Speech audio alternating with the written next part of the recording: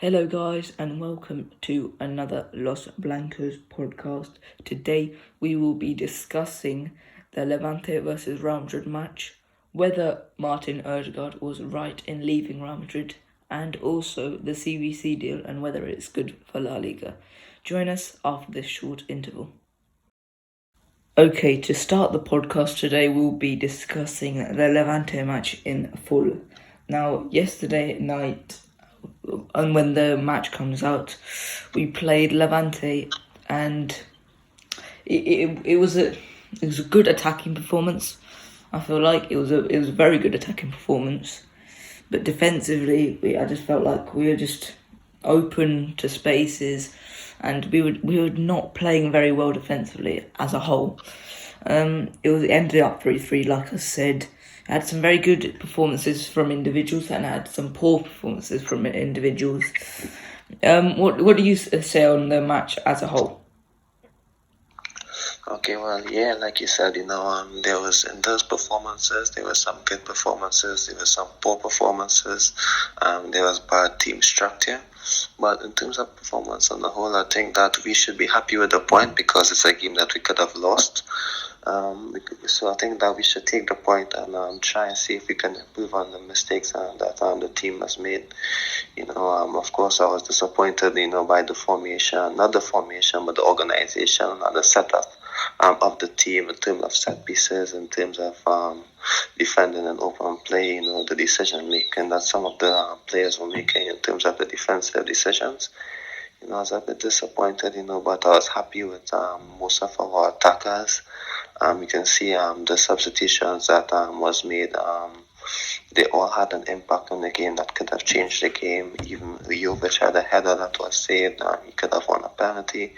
Rodrigo came on the right hand side on the wing, and he did well. I think I'm happy with some of the individual performances, especially with the CS Junior and most of the attackers.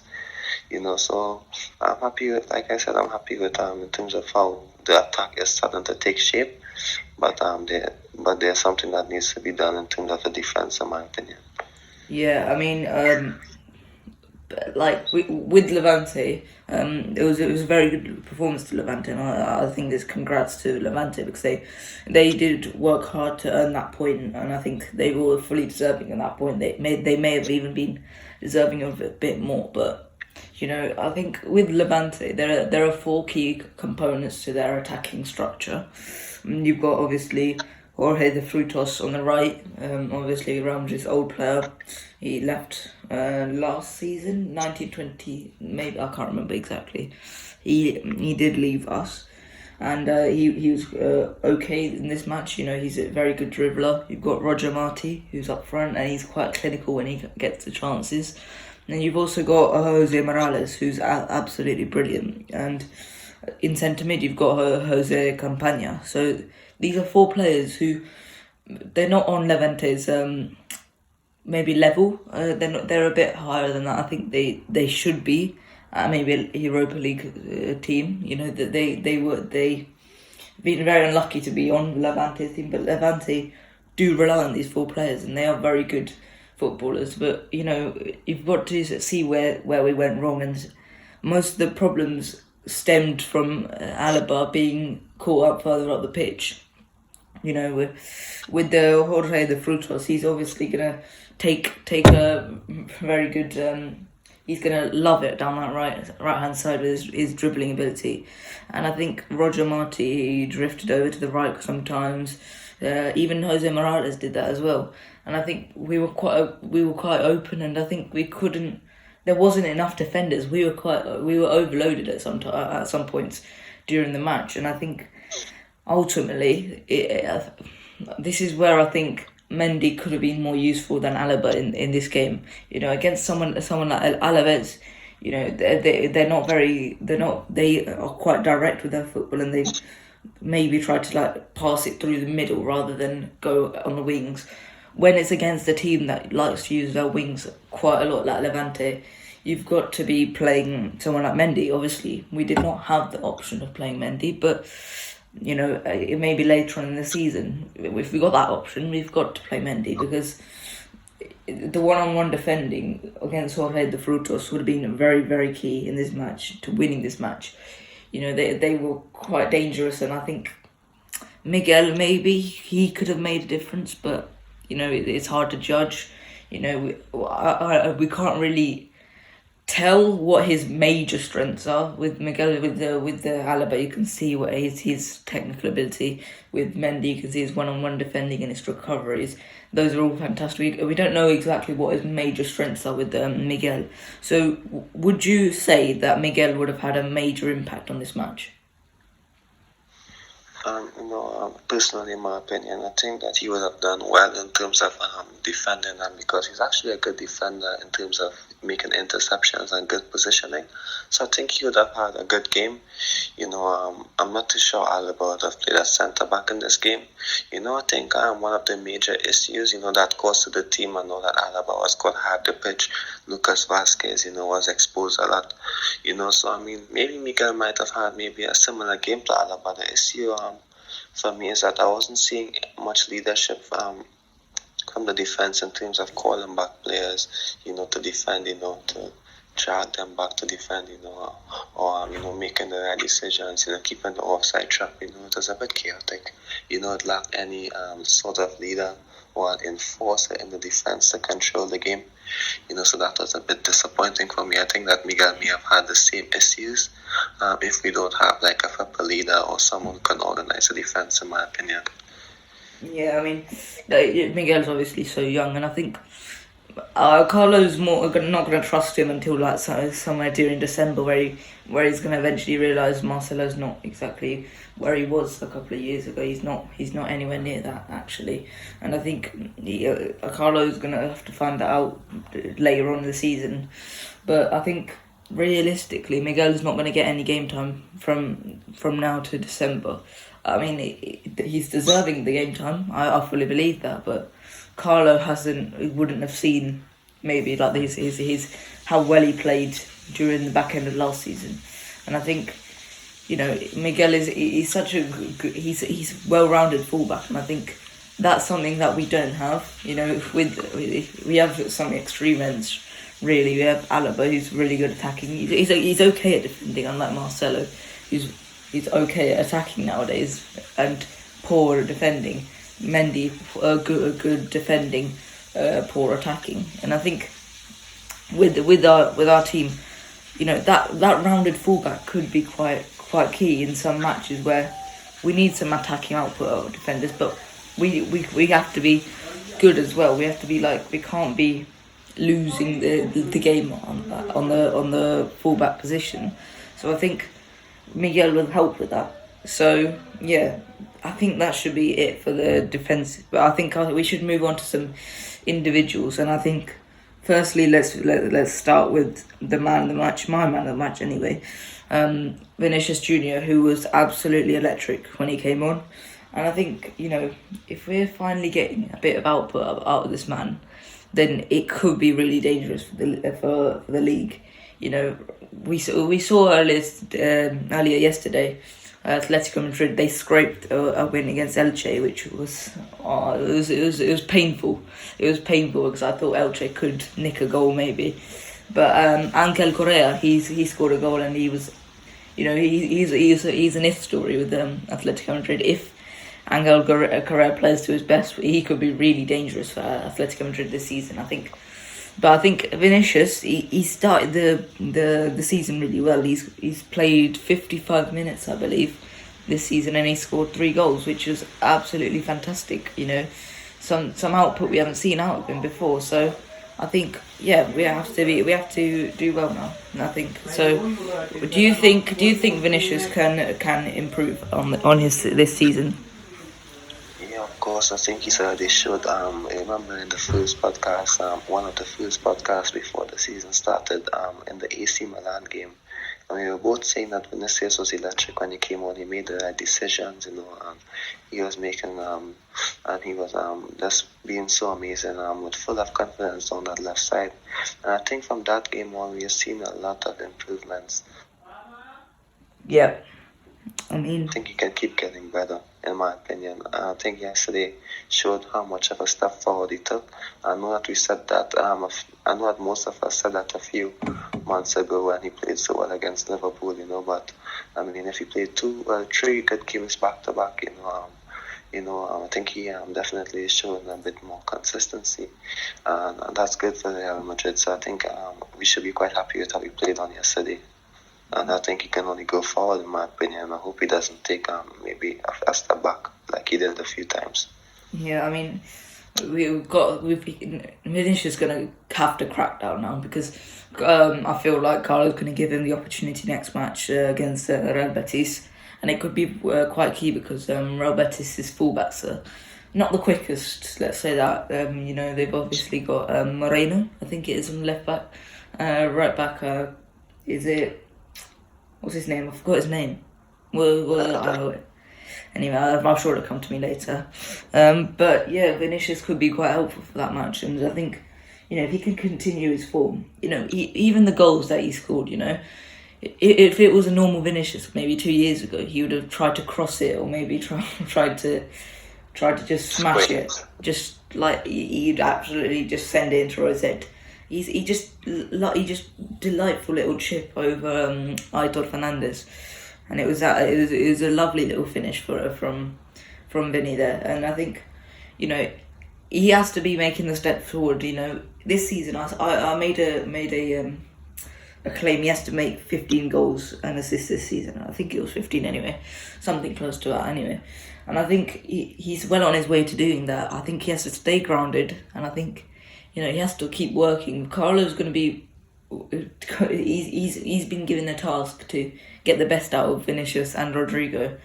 He seems to have done something well with Vinicius, something that Zidane couldn't do. Maybe it was because of the style of football. Maybe it is, but I fully believe that this season can be a major season for Vinicius.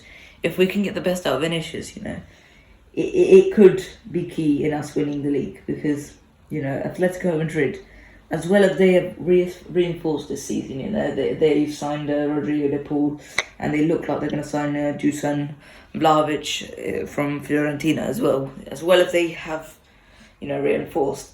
They still look a bit dodgy. We saw that win against Elche. Elche looked really close to coming to get a win there, a draw. But Atletico Madrid managed to hold out the previous week against Celta Vigo 2-1 in a really scrappy game. Atletico Madrid don't look like definite title challengers. They seem a bit dodgy, and I think, ultimately, if we can get the best out of Vinicius, if we can get the best out of Bale, if we can get the best out of Hazard, which you've been saying, or since like the start of the season, if we can get the best out of these players, there's no doubt we have the best squad in the league. Yeah, of course, because we always said, we just needed that extra bit last year just to win us the league, maybe from one player we needed that from. Well, it seems we're getting it from a few players who are performing well and improving. So that's a positive sign, and however, I didn't expect the attackers doing so well, that's a big difference, from 2 seasons ago when we were both saying how good the defense was a few seasons ago. In terms of the defending exception, the attack was struggling a bit, but there was more balance. Now everyone is taking a step up, and obviously the defense is struggling now, so it's an entire shift in terms of if the defense can win us the league again. But it doesn't seem that at this moment, because there's a stat that I saw on yesterday that Real Madrid have the best attack in the league in terms of goals. They have the most goals, but I think they have the second most goals conceded. So that's a bit worrying. So yeah, we are both saying if we can get more from the attack, then we can win the league. But if the defense is struggling, it's going to be something that's going to keep us back again. Yeah, we saw where Militao and Nacho excelled last season, and we saw in I think the Liverpool game was the 0-0 Liverpool game was the one I want to talk about with Militao and Nacho just being absolutely defensive rocks. They were just clearing it and tackling. We saw where them two were just shine as a partnership, where they just like we're playing as a park of the bus formation, where we're looking to nullify the opposition's attack. We saw them being absolutely sensational there, winning so many headers, winning so many, they're making so many clearances. If they're forced to deal with a counter attack, I'm not sure they can deal with it that well. We need to see where their strengths are, and I think Carlo this season, he's going to be looking to get more out of this attack. I think he's seen that, and he's seen how poor we've been in the attack over the last few seasons. I mean, I wouldn't say they were poor; they were just poor for our standards over the years.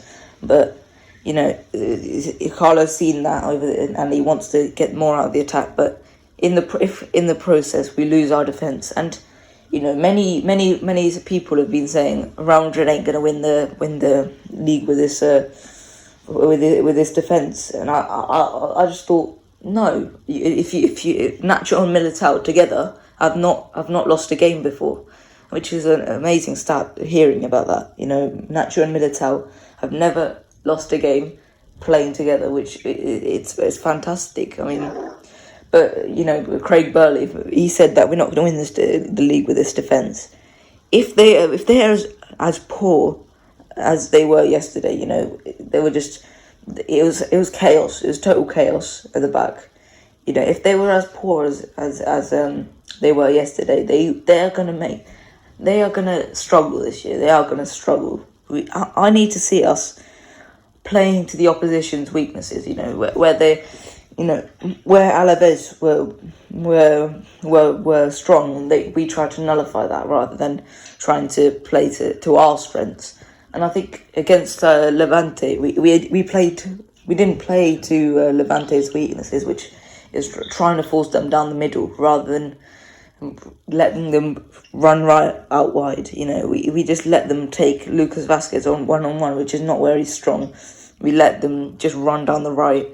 We let them just keep on putting crosses in. Let them just run in, cutting it short, cutting it inside.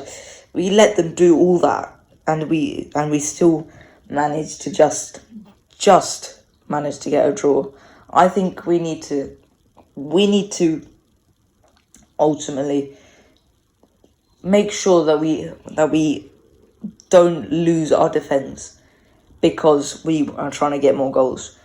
Ultimately, last season we were like points away from the title. Points. That was with a poor attack and a very strong defence. We've got to play with the strong defence. I believe that is the main way to do it this season. I would love to see us win the league with the best attack in the league. But realistically, with the players we have, I don't see that happening. We have too many ifs to play attacking. Over the last 2 games, I've seen us play fantastic football, score many goals. But, there are too many ifs. We know if we play defensive, if we play on the counter-attack, maybe if we just play like Zidane did last season, we play to the defence's strengths, then we will win the league. Because there is no way we're going to get as many injuries as last season.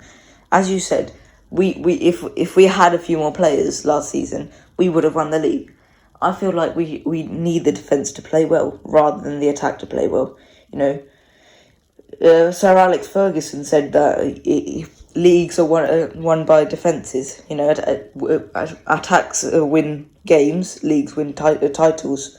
That's true because ultimately we've seen Barcelona in the last few years. They've had a brilliant attack, Messi being the main factor in that. But their defence has been a total shambles over the last few years. They haven't won the title since 2018-19, in which a season where we were struggling, Atletico was struggling. Barcelona are a prime example of what would happen with us. We need to make sure we build our team around our defence rather than our attack. What do you think? Yeah, of course. I think in relation to the defense, it's more like a team structure that's handling the defense, in my opinion. I think you were spot on there in terms of the points that you gave. In my opinion, I think that we have a lot of good individual players who can play well, but it's more about getting them in, a certain structure that's going to help the team defensively. I think Carlo Ancelotti needs to sort that out. Zidane did well in the past 2 years, to have that sorted. However, there needs to be a bit of, defensive structure and organization from the entire team. So that's why I can't just fault the defense of this game. I have to fault the structure of the team, in my opinion. I was a bit disappointed by that, if I'm being honest. So I think it's more of the structure of the team that needs to be fixed. The defensive options are good, in terms of the first choice defenders. They're very good individually, and we can see that when they play, even when Real Madrid are having a bad game and they're being exposed. You can see Militao and Nacho making last-ditch interceptions, last-ditch tackles, So the defense is good, but there needs to be an overall structure in terms, and that's going to help you win the league. It just can't be chaotic almost every game, So even with Ramos and Varane, sometimes you can see that they are a bit of chaos sometimes. Zidane did his best, to sort that out. Now it's Carlo Ancelotti still, to find a solution in terms of our defense. I don't know what it's going to be. I don't know if it's going to be playing 3 at the back. I don't know if it's going to be, playing a pivot with Casemiro and another holding midfielder, playing closer to Casemiro at the back. But, there's something that needs to be sorted out. Yeah, I mean, I'm gonna start to talk about something that Carlos said pre-game, which was he's planning to use Asensio in a 3-man midfield rather than previously stated as an attacking midfielder or a winger. And I think this is a fantastic opportunity for Marco Asensio to establish himself. He's starting to lose the support of the Real Madrid fans now because. Let's not forget, he was literally the best young player. He was one of the best young players, maybe bar Mbappe in 2017. He was literally one of the best young players in the world. We saw so many good games from him. He was absolutely electric. You couldn't deal with him. Bayern Munich, when they had their prime defence of Hummels and Boateng, Asensio put that defence to sword. That ACL injury just completely ruined him, and I think he doesn't have the quick movements, quick acceleration of being a winger, especially in a Real Madrid system. I think what he'll benefit from starting a little bit deeper in a midfield role, because I think when he played against someone like Bayern. What we saw was like a really, really long bursting run, and I think that's what Asensio is good for. His long distance running is really good, and I think if we can get a few long shots out of him, maybe like the good old days where he just kept on banging them in. I think this could be a new chapter for Asensio's career, because I fully believe that we can still. Asensio's not lost that potential. Maybe he's not going to get to that world-class ability ever again. I don't think so. But I think, he can be a genuinely a brilliant player. He can be an elite player for us, at least. What do you think? I'm a bit skeptical of the role that he's having, because I remember when Carlo Ancelotti did that to Di Maria, when he played him in the midfield three, and the game was a shock to everyone, but Di Maria played so well.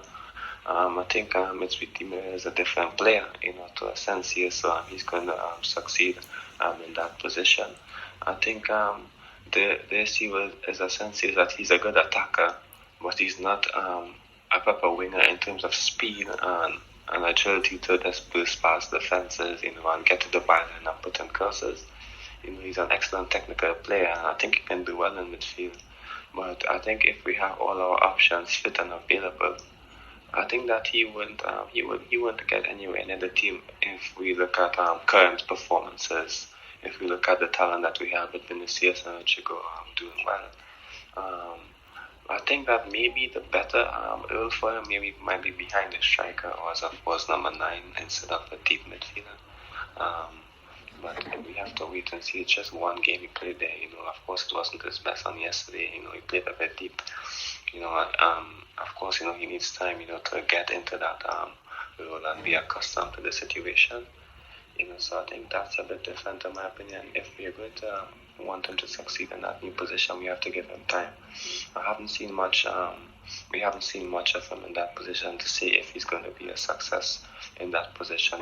But in my opinion, I think at the moment he's a good player, a good technical player, and I like him. I think he did a lot of good stuff for us in the past as well, and of course last season as well. However, I think he's a little behind in terms of competition. Yeah, I mean, let's just quickly move back to the Levante match and let's finish it up. I mean, it was a 3-3 draw in the end, and we, as much as we can take the good performances out of it, it's still a draw and we drop points. And, seeing Atletico just scrape through that match against Elche, I'd much rather be an Atletico Madrid fan during those 2 game weeks, because ultimately they've got the results, we haven't. And, Atletico Madrid, that's what they're known for. They're the favourites for La Liga this season. Don't get me wrong. Like, everyone's expecting Atletico Madrid to retain their title this season. No one expects anything of Barcelona this season. Sevilla, they're still a bit off. And Real Madrid, everyone thinks our defence isn't good enough. Maybe it's a bit chaotic over here. But, I still think we're still on course to challenge for the title. Whether we can win it, it's a tough decision, and it's going to be a tough prediction to make. But this Levante match is not a huge setback. That was still a good performance. It was a good performance, and I think Betis is a very tough match next. This is one of the tougher matches in La Liga. Betis is obviously in the Europa League next season, so they are a tough match. We're going to have to play on our top game next season, because Nabil Fekir and Loren, they're going to be all on form. They're going to be hungry, and they're going to be ready. They're going to be ready to beat Real Madrid. What do you think? Of course, Betis, of course, a better opponent than Levante. However, I think that this setback was needed, in my opinion. And I'm happy it came at the start of the season. Rather than a bigger important game, because let's not forget Barcelona dropped points this week as well. So I think this is the game we needed. For Carlo Ancelotti to go back to the drawing board a bit. It's not time to hit panic mode at this time. Of course, if you are a Madrid fan, of course, if you're analysing Madrid, that something like this would have happened because of the options that we have at the back. I'm sure that everyone knows that a performance like this was expected. I'm happy that it came early so that Carlo Ancelotti can sort that out in terms of his organisational skills. So let's hope and see that for the next game, we see better structure, because against bigger teams, we would have been exposed. So yeah, let's hope that Carlo Ancelotti can sort that out. Yeah. Okay. So that should be the end of this section. Next section, we will be discussing Martin Ødegaard and whether he was right to leave Real Madrid. Join us after this short interval. Okay, in this section of the podcast, we will be discussing whether Martin Ødegaard was right to leave Real Madrid. Obviously, earlier this summer, maybe last week I think it was, Martin Ødegaard left Real Madrid permanently to join Arsenal for a rather cheap fee of £35 million. Obviously, a little bit of that includes add-ons and future incentives. But when you discuss Martin Ødegaard, you feel like a lot of Madrid fans are feeling like, oh, he didn't have the right mentality. Ultimately, many footballers have done this exact same thing that Martin Ødegaard have done, and I think you did a post about it, so I think you should start with this section. Okay, of course, this is something that I have a bit of knowledge about, because because it's something that did a lot of research in terms of the Ødegaard decision. And for us to understand the decision, I think we need to go back to the start of preseason when Ødegaard came back. When he joined Arsenal, in one of the interviews, he said that when he came back to preseason, he spoke to Madrid about going back to Arsenal, and they said, no, you're going to stay here, and you're going to be part of the plans. So of course, Ødegaard made that goodbye post at Arsenal, and he decided to stay at Madrid. So I thought that, okay, I'm going to be an important player, I'm going to get many first team minutes. And so of course, we entered the preseason, there were many reports saying that he was doing well, and actually had a good relationship. There was many reports stating that he was one of the fittest players in preseason of the hardest workers. And of course, it looked like he was set to be a part of the team. So let's see what Mane stated previously that at the start of the season, Real Madrid's plan was to keep Ødegaard and sell Isco. Hence, the Madrid told Ødegaard, you're going to stay and you're going to be an important player. The plan was to sell Isco because at the start of the transfer window, everyone knew Arsenal wanted Ødegaard, but Real Madrid keeps saying that he's an important player. And Ødegaard also, the Ødegaard camp, they were saying that he was set to stay. It looks like Madrid were trying to ship Isco to maybe East or to any team that maybe wanted to take him. However, there were no buyers for Isco. And of course, Ødegaard, of course, everyone knew that Arsenal was interested in Ødegaard, and no one wanted Isco, and Madrid, of course, wanted the money. So basically, Ødegaard actually was set to stay as well, until, of course, Vito Ancelotti, of course, when he told them about there are many options ahead of him, of course, that he's going to be a player in the squad, but he can't guarantee him 15 minutes each week. So of course, you have to accept the player's decision to leave, because I think he had like a stuttering season on last year. So of course you have to understand that the player needs to leave to progress his career, because he's 22 years and he's one of the best 22-year-old attacking midfielders in my opinion in the world, along with Mason Mount, etc. Maybe and Pedri, of course, is behind them, and because he's stalling a bit, and he needs to move on to another team, to get that opportunity. Like you said, many players have done this before, and I was a bit disappointed, by the way, Team Madrid fans were acting, because if a player isn't going to get first team football and he wants to leave, there's nothing wrong with that, in my opinion. He'd have been unhappy because he's such a talented player to be on the bench week in, week out. Yes, he doesn't get an opportunities due to injuries, but he's a good player. He wants to start, and there's nothing wrong with that. For example, if you look at, I don't like to bring this up too much, but it's an important fact. For example, Mariano, he isn't getting much game time, and he's staying.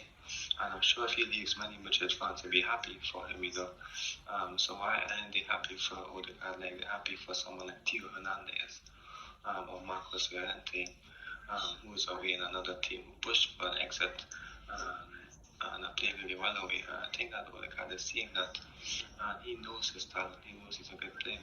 So of course you're going to want first team football. You need first team football. It's not like I think the pathway to certain players is always different. I've always said that. Freddy Valverde had a chance in the team and he took it because there are not many players who can play like Freddy Valverde in the world.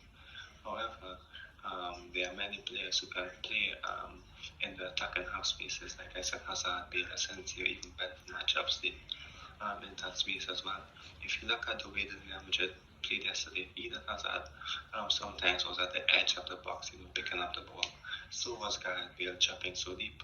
We have players to perform like Martin Ødegaard in creativity from deep. Maybe that's what Carlo Ancelotti was thinking. I have many players, you're competing with 8 players.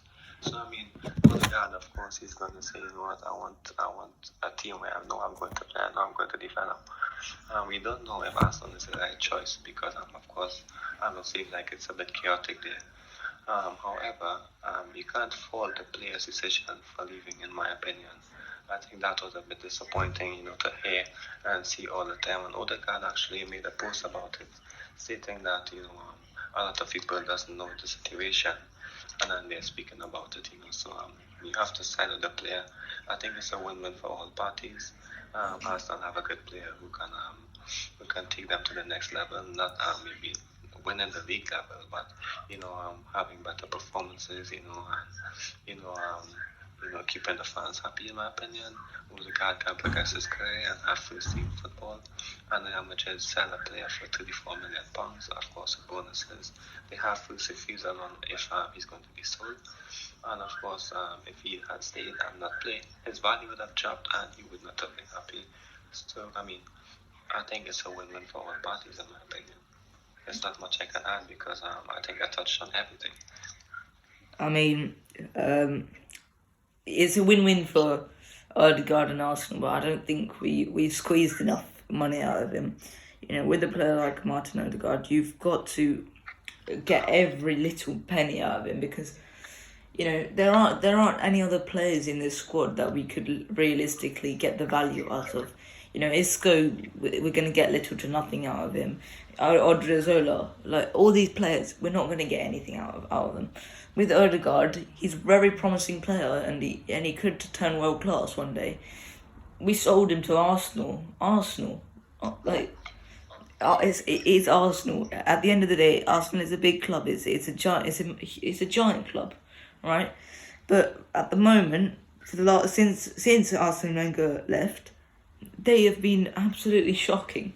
Realistically, they have been shocking year after year, and I think the fact is that Martin Ødegaard would rather go to Arsenal and fight for top half in the Premier League than fight for La Liga with getting less opportunities. But still, nonetheless, winning La Liga.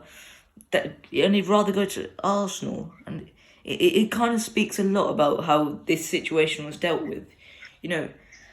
We can't cave into every request. That I understand that, but surely there could have been some sort of compromise that could have been reached with Martin Ødegaard, because this is a guy who we signed at age 15 with the promise to become one of the best footballers ever. This is not how we wanted it to end, realistically, was it? Selling him to Arsenal, bearing in mind, are currently in the relegation zone. It's only 2 games played, but still in the relegation zone. This is not how we should have dealt with things. 5 years ago, our vision for the club dramatically changed. It obviously changed from Galacticos to signing future stars. We signed, obviously, Martin Ødegaard, Federico Valverde, Marco Asensio. These cheap players for very little money, but in the future could potentially go on and get us a huge amount of money.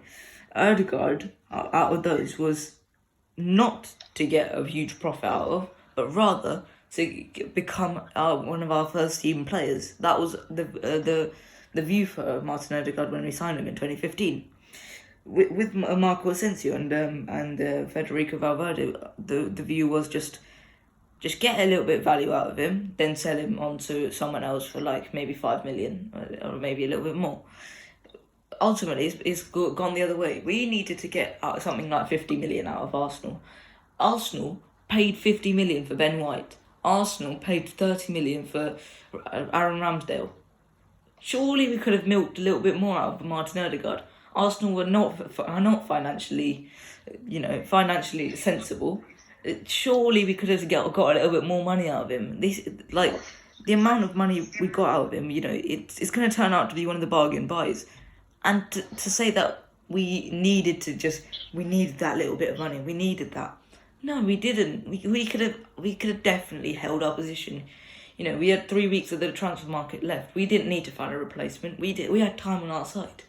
Surely we could have just held our ground, just stood our ground, and then just said, all right, we could use him in our squad this season. You guys are going to have to plump up the money. And ultimately, we didn't do that. We let them have one of our most exciting talents. And I think that's the worst bit about it. We didn't put up any fight whatsoever for Martin Ødegaard. And I just don't think this is that it was right.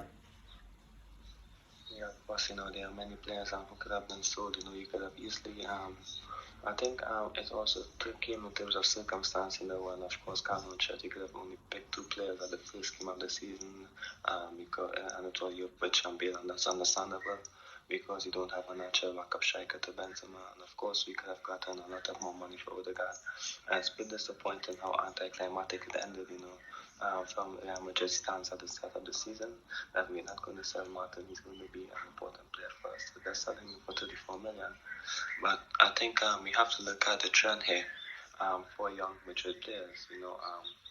Let me use Miguel for an example. Do you really think that Miguel is going to? He's young now. I think he's 19, and I think he's 20. Do you think that Miguel Gutierrez is going to play backup all along?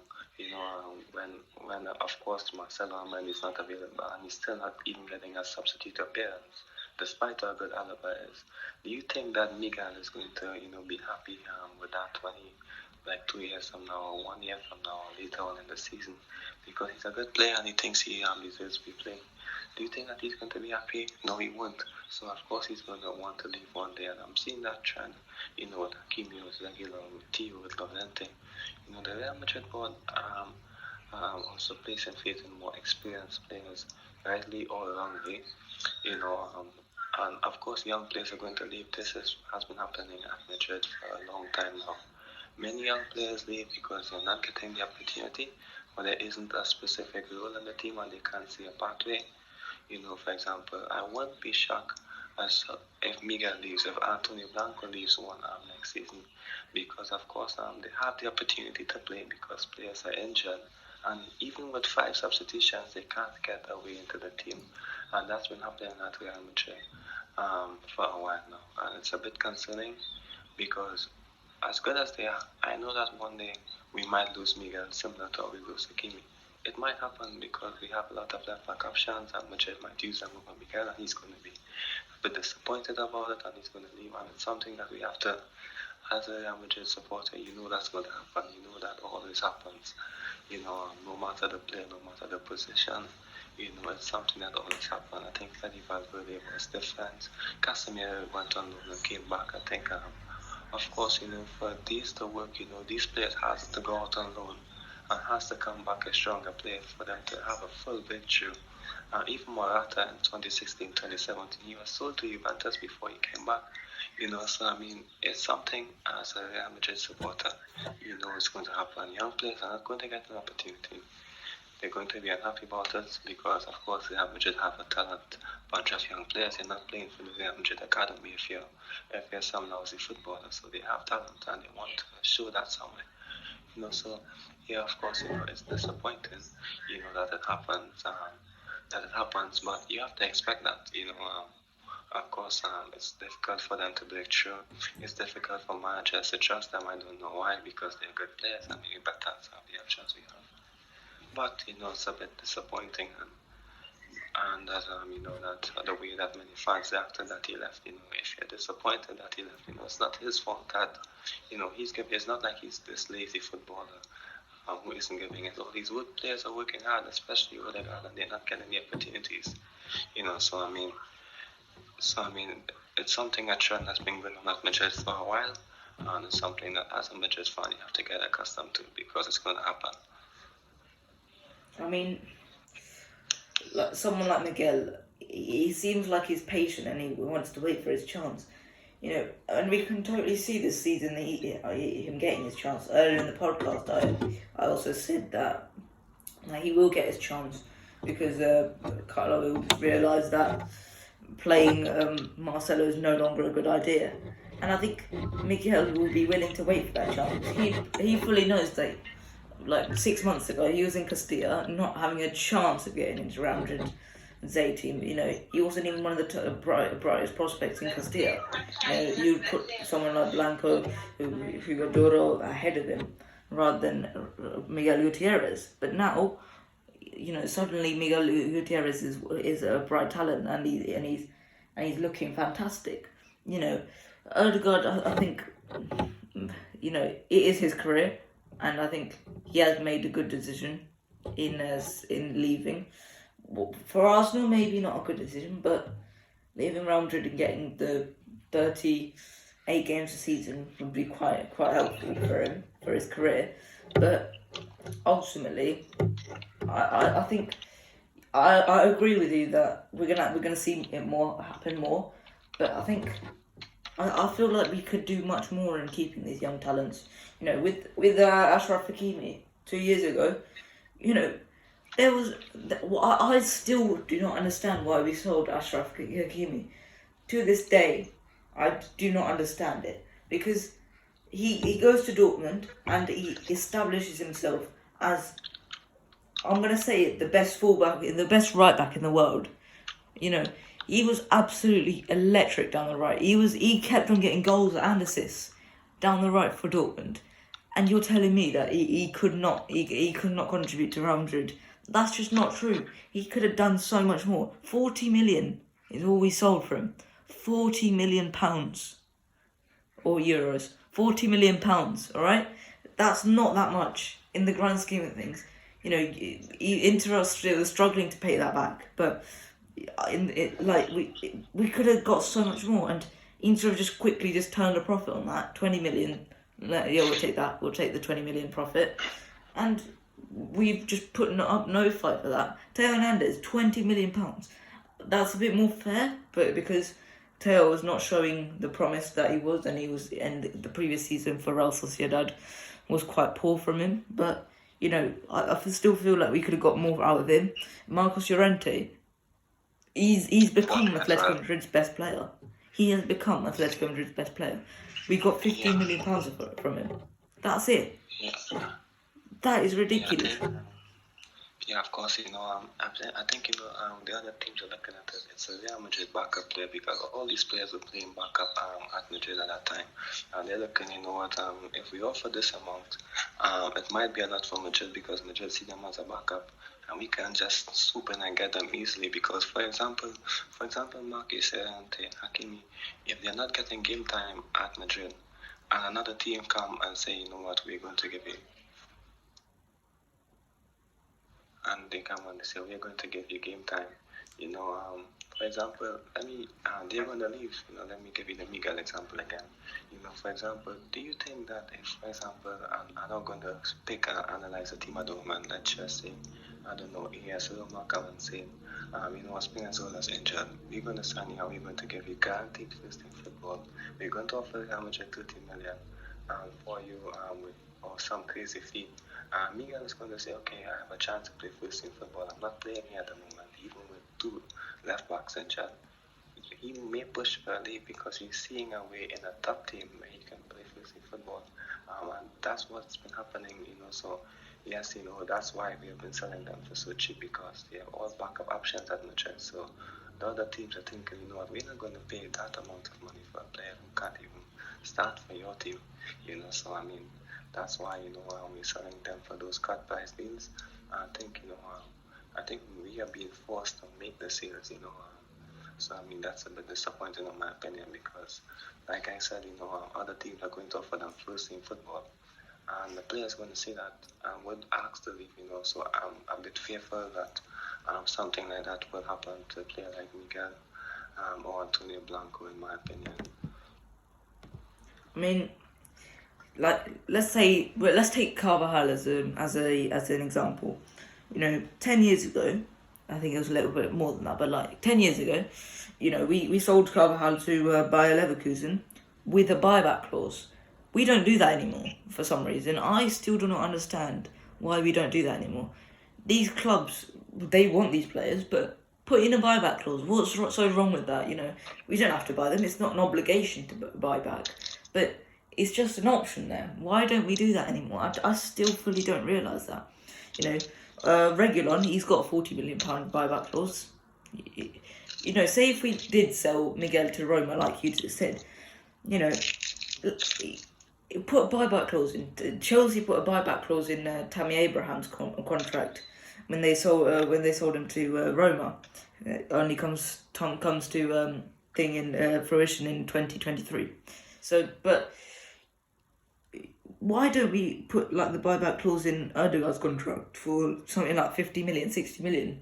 You know, that's a fair price for Arsenal. That's a fair price for us. Put that in Hakimi's contract when he went to Inter, 50 million. That would have been fair price. You know, they sold him for 60 million. It's not unbelievable, and then it's just we could do so much more to get the best out of those players. And I think, just to wrap this section up really quickly, you know, someone like Ødegaard, he's gonna want to stay in the Premier League, because the Premier League, realistically, he's gonna get paid the most in the world. He's gonna get the biggest reputation boost, and he's gonna probably become the better player in the Premier League under better coaching. Mikel Arteta is not one of those coaches, but still, nonetheless, you get what I mean. Like, the Premier League is the most enticing league in the world, and I think ultimately more players will do that in the future. But I think it's Real Madrid, for God's sake. Like, surely we could just say, you're not having this player unless we can put this in the contract. Why we don't do that anymore? I realise we have a first refusal contract thing, or first refusal clause on him, but you know, first refusal, I don't really like it, because you know it's still not, it's quite dodgy. But yeah, Ødegaard, he's gonna stay in Arsenal, and he's gonna prove it. Like, he's gonna prove to be a bargain buy. And I think, just to wrap up my point, he's going to be a bargain buy, and everyone's going to be saying within 2 years, oh, how did Arsenal get this out of Real Madrid? How did Arsenal do that? Well, it's poor it's poor financially, because from us we could have got so much more out of Ødegaard. Yeah, of course, you know, and that's poor structure from Real Madrid as well, like you said, because if you look 2 years down the line, Tony Kroos has always saying that he's not going to play longer than 33 or something like that. And look at Madrid, I'm not going to expect that. I mean, he can, I don't know, but I mean, I'm not going to expect the same output 2 years from now for him. Isco is going to leave. You know, I don't know if we're going to sign Camavinga, Pogba, Goretzka. Maybe that's the plan. And if that's the plan, okay, fine. You know, but what if we don't get these players? Then how much are going to be in the market for, similar player to Ødegaard? They're just say Nico Barella. Inter Milan are going to say, give us 70 million for him. And how much are they going to be forced to pay a huge fee for an attacking midfielder, when they could have just, half face in Ødegaard and have, a better team structure. To get the best of these players, or to keep those players happy. Sometime down the line, Real Madrid will be interested in the midfielder. And Ødegaard is going to be flourishing. Maybe we might have him back. I don't know. Maybe they should proceed. I don't know. But it's a bit difficult. It's a bit concerning for the Real Madrid players, and they're going to see that. They're going to understand. What I can get firstly footballers.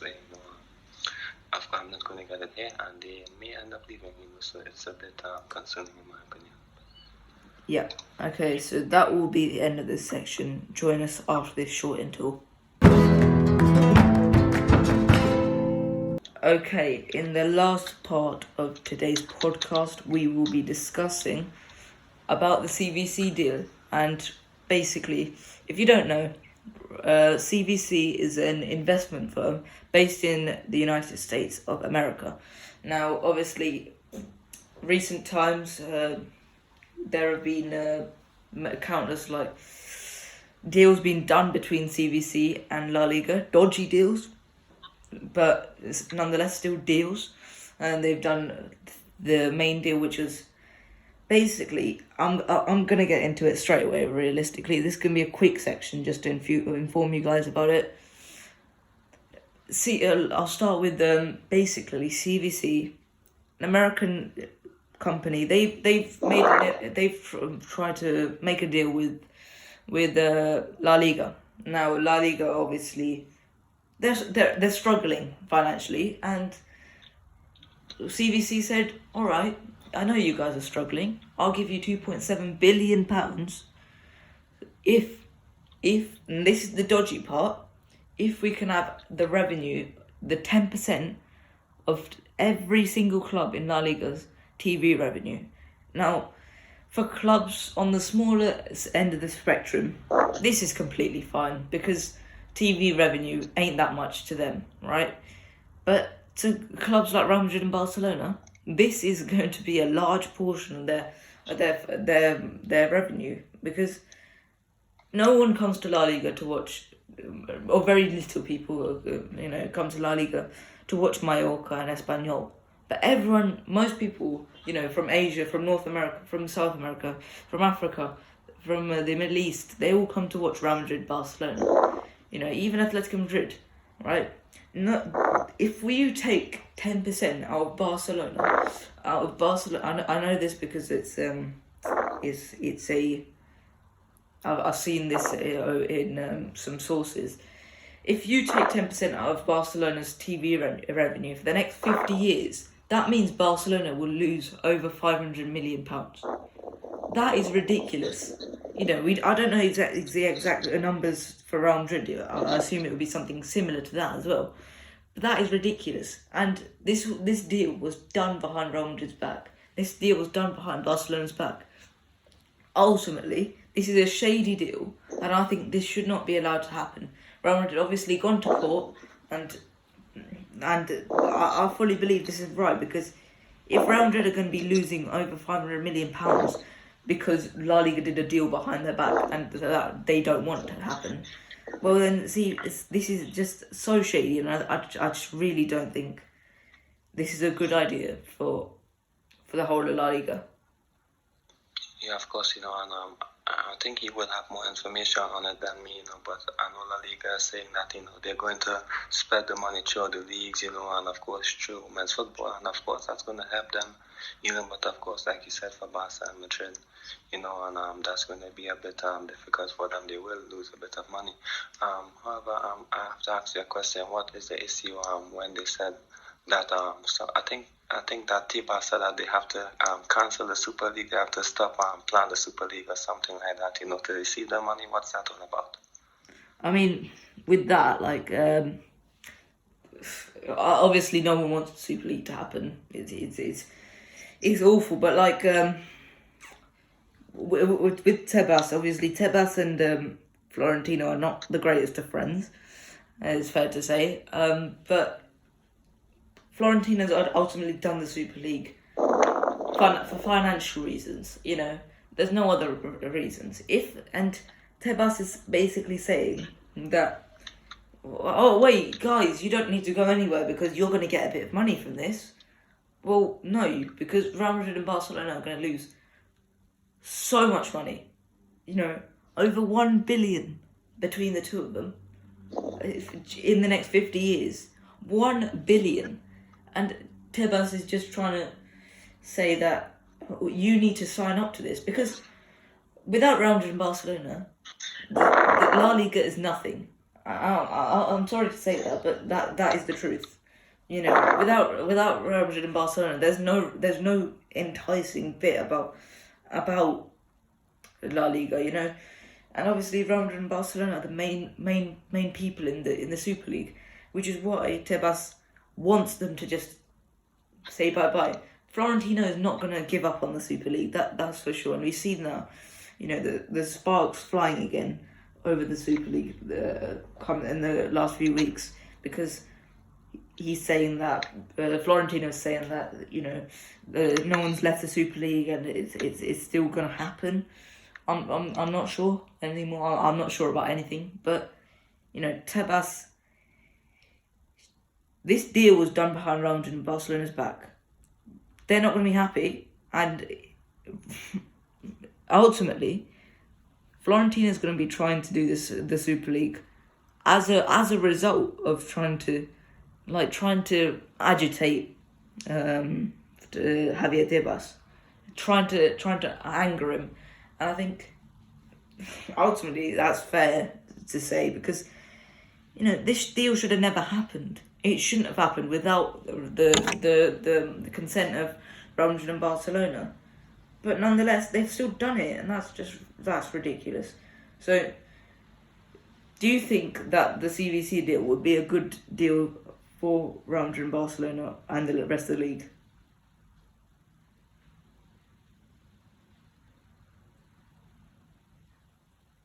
You still there? Yes, I'm here. Okay. I was just looking through my notes here actually. So just for minor clubs, little clubs, and not the biggest of professional clubs, women's football is going to be a good deal, because that's what, if you look at what La Liga is saying, it's going to help all these teams out, So of course, that's a bit disappointing for Real Madrid and Barcelona. Of course, it's not going to help them in terms of, because Florentino Perez is a smart guy. He's not going to fight. I know he wants to stabilize Madrid financially, and he's not going to fight against something if he knows that it's going to help the team financially. So, of course, I've also saw that the Spanish Football Federation has said that it's completely illegal. We have to wait to see how that goes along, in my opinion. So, but it's a bit disappointing, how everything was formatted so quickly, So it's a bit, but 10%, like Laporta said, it's like a mortgage for, I think, how long he said, 30 years? I think that's what he said. 50 years. Yeah, 50 years, so it's going to hamper them financially, and it's a bit disappointing, in my opinion. So I think, we need to just wait and see how it unfolds, if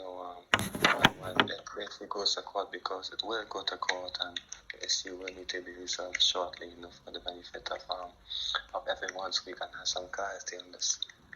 Yeah, I'm sure more information will be coming out in the next few weeks about how the court case is going.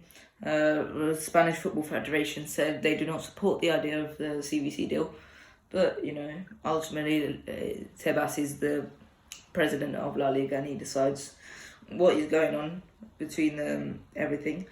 But the CVC deal, it's not a good deal for Real Madrid and Barcelona, but Tebas is trying to make the rest of La Liga good. Ultimately, they're trying to make the La Liga more competitive. They're trying to make La Liga a bit more like the Premier League, where if Real Madrid goes to a team like Mallorca, they're just gonna win. If Barcelona goes to a team like Mallorca, they're gonna win.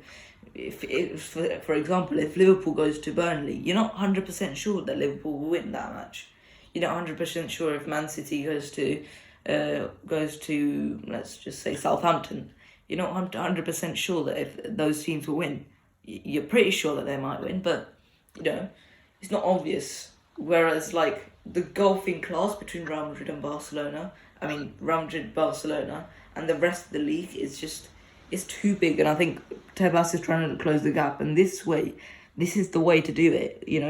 Trying to handicap Real Madrid and Barcelona a little bit more, but not too much, and trying to pull the rest of the league up. And I think it's a good deal for the rest of La Liga, because they will be able to develop really well, and I think they'll just get better. But for Real Madrid and Barcelona, this is not good at all. So, have you got any last finishing points? No, of course. I think he basically touched on everything. I'm actually looking forward to seeing how the news will be. Maybe in 2 weeks' time, a month, because of course the Spanish Federation, of course, hasn't agreed with the CVC deal, and that says a lot. So we're going to wait, and we're going to see how long it's going to take to unfold, and what's going to be the outcome of this. Yeah. Okay. So that will be the end of today's podcast. Thank you guys for joining me as of always, and thank you for joining me like normal every week. Thanks a lot.